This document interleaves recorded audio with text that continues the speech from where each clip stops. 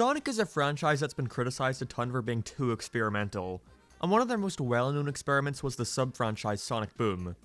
It's just too bad it's well known for all the wrong reasons. Sonic was in a good place in 2014. Sonic Colors, Generations, and to a much lesser extent Lost World, solidified that Sonic could release decent games regularly. And just when his reputation started to rise above laughingstock, they immediately shove him back down that pit of despair. Why now? Why create a sub-franchise when it wasn't needed at all? After 06 I would get, they'd want to try distance themselves from that mess, but after some of the most critically acclaimed Sonic titles in history, now you want to start over? But was Sonic Boom always destined to fail? Well, let's look over its history, what went wrong, and more importantly, if it ever could have been good when looking at its prototype Sonic Synergy. Like I mentioned before, it would have made sense for Sonic Boom to shortly come out after 06, and coincidentally that may have been what Sega initially wanted to do. Apparently Sega were interested in having Western development studios revitalize some of their old IPs like Golden Axe and Sonic. Now this isn't to say Boom was in development for 7 years, that is a very not Sega thing to do. I have to assume they just put it on the back burner for a bit, perhaps wanting to focus all their time and energy on Sonic Unleashed to give Sonic one more chance, which clearly worked out in the end. In 2009, Bob Raffi and Jeff Lander formed their new company Big Red Button, which was made up of ex-Naughty Dog members who worked on franchises such as Crash Bandicoot and Jak and Daxter. I'm gonna theorize here, but I assume they pitched themselves around to different companies to show what they were capable of, and Sega, being desperate for money, said, "Alright, perfect, here's our most precious IP, go make a game." One of the main reasons behind Sega wanting to make a sub-franchise for Sonic was the possibility of expanding the series to focus on being more of a multimedia franchise. It may not seem like it now, but back then there was a huge marketing push behind Boom doing well, with comics, toys, even plans to deck out stores completely with Sonic Boom related activities. But of course these never came to fruition because...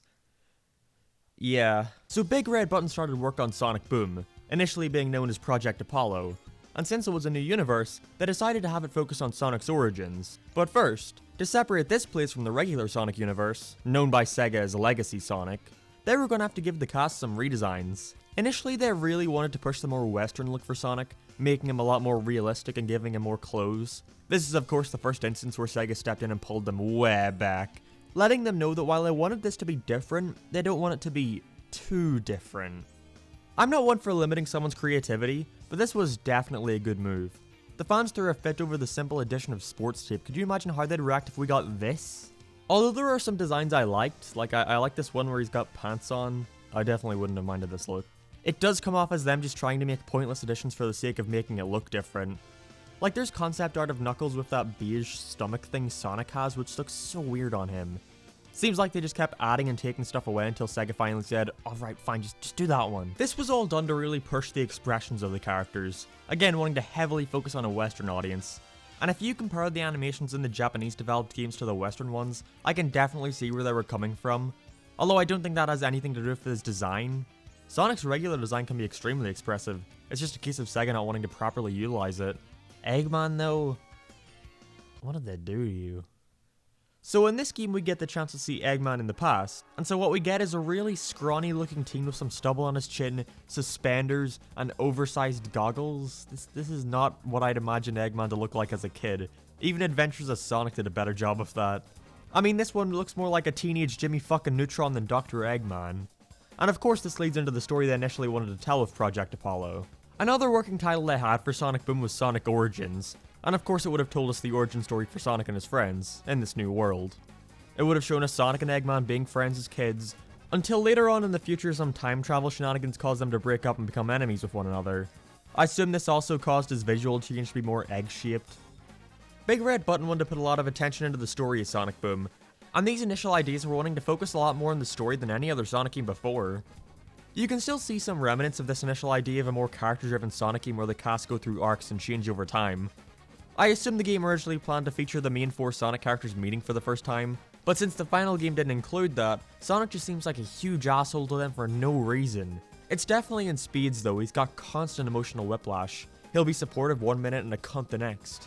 There's one part in this game that's really out of place, but it actually manages to be one of the rare moments of great character interaction that I miss out of Sonic games. So the gang land in a forest with Sonic congratulating himself and downplaying his friend's support, until Tails and Amy break off to look around, as Sonic and Knuckles continue down the main path. At first the two don't get along, arguing with each other along the way, until you get to this really charming cutscene after you defeat a boss. Well, bosses in quotes, you just throw stuff at it for 10 seconds. We did it! Who brought the thunder? This guy. You said we. I heard it! Nah, you have too much dirt in your ears. But you did say it. I'm proud of you. That's what a good teammate would say. This is one of the rare examples of this game naturally setting something up and then paying it off with a bit of character growth. It's just too bad Sonic's change was never once mentioned after this point, until this really jarring scene at the end where Knuckles says, "Chalk another one up for Team Sonic," and Sonic says, "How about just team?" Okay, where the fuck did this come out of? Funnily enough, the ending to the 3DS version is the exact opposite of this moment, with Sonic and Knuckles both arguing over who gets to name the team. And also the TV show. I don't know. You're kind of... An egomaniac? Right. And there's no room for ego on Team Sonic. And the whole time travel thing too is still seen in the final product, albeit in a very unfinished state. Like, the concept of traveling through time is at least explored for a while in a game like 06.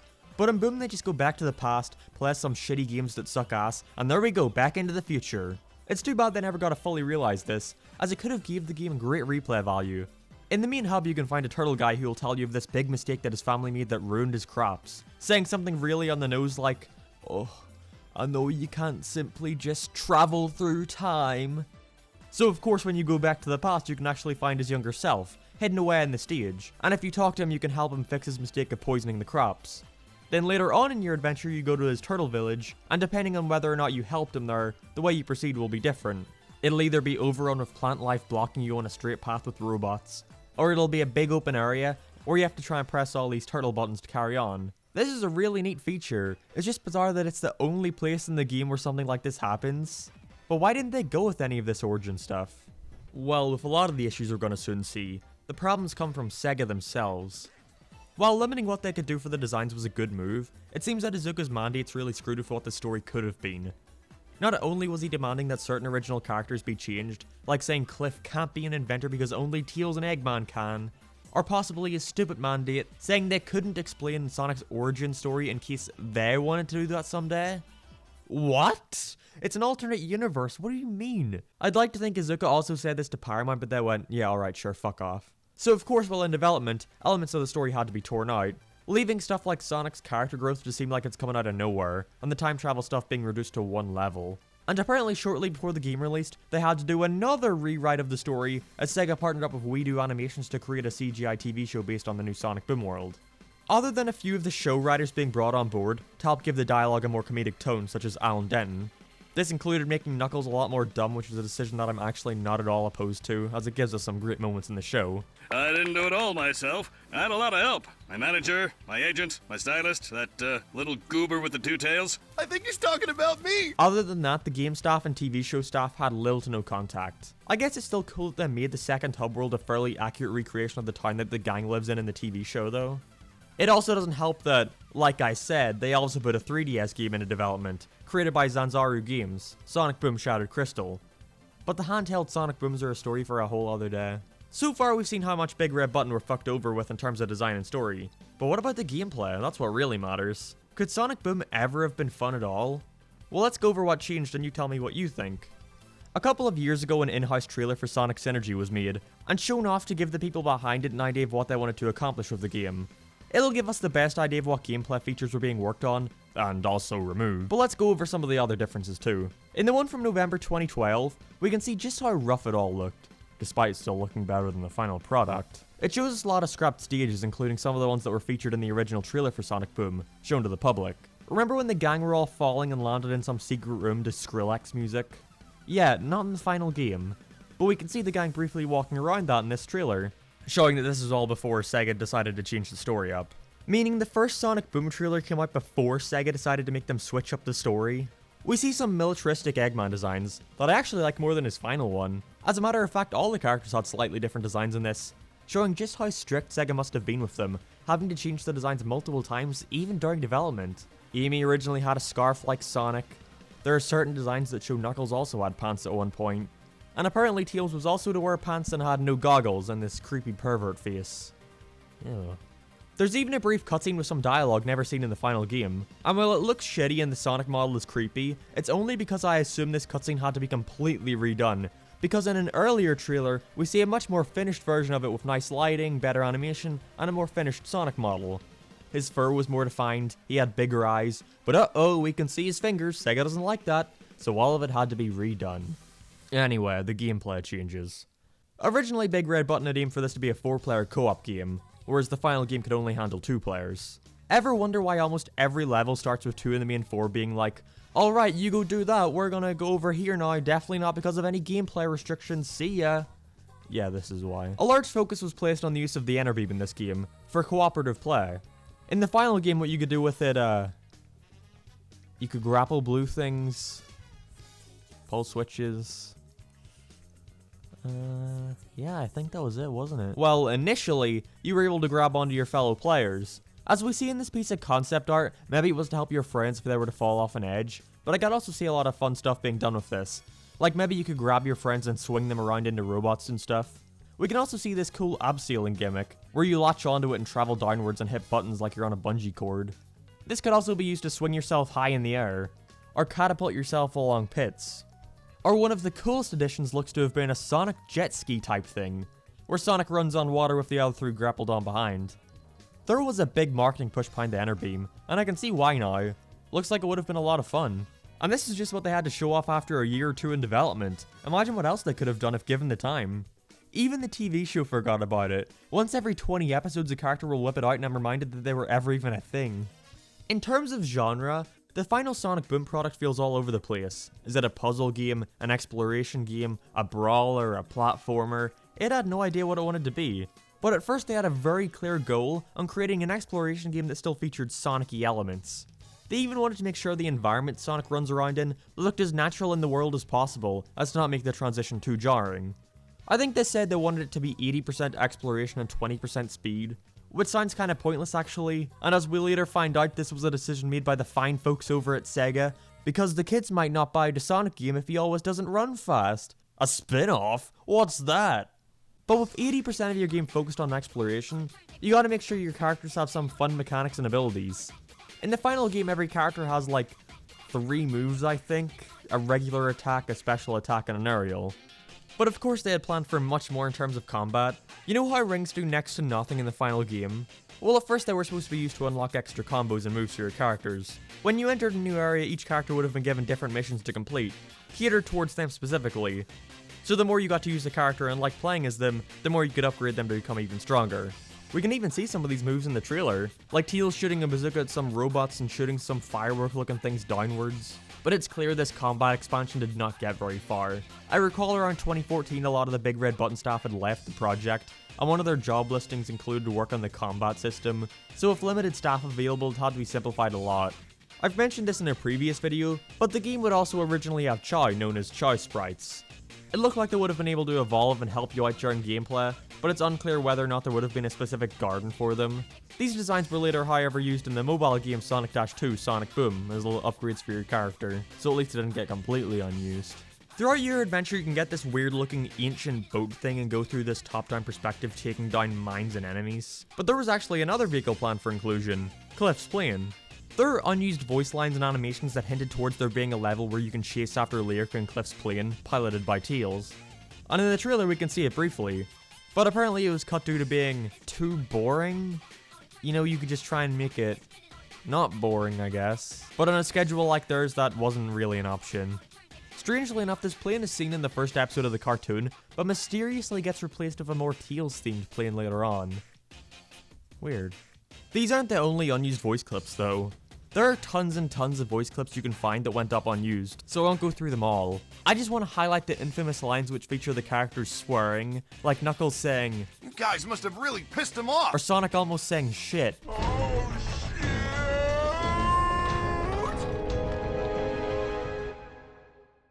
This was most likely still when the game had a more serious tone, and even if they kept that, I'm sure Sega would have demanded they change it.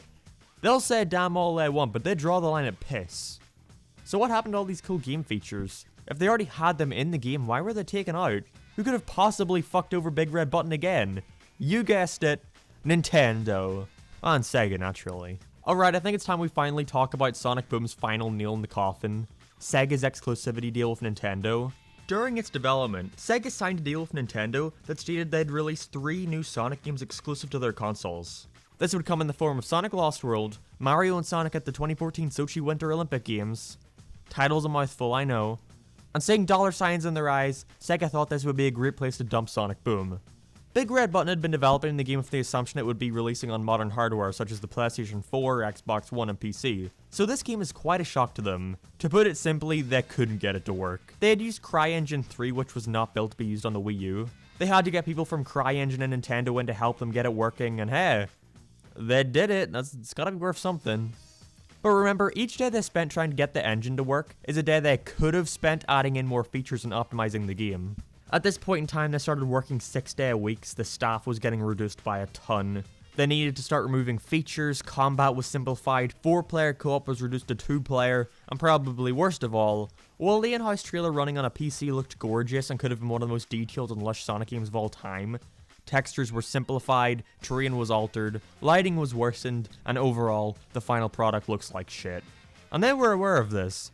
I remember being so optimistic for this game after seeing them improve the graphics. They got a lot of backlash after showing the game off at E3, and decided to take on that criticism saying it looked like a PS2 game, and fixed it up a bit.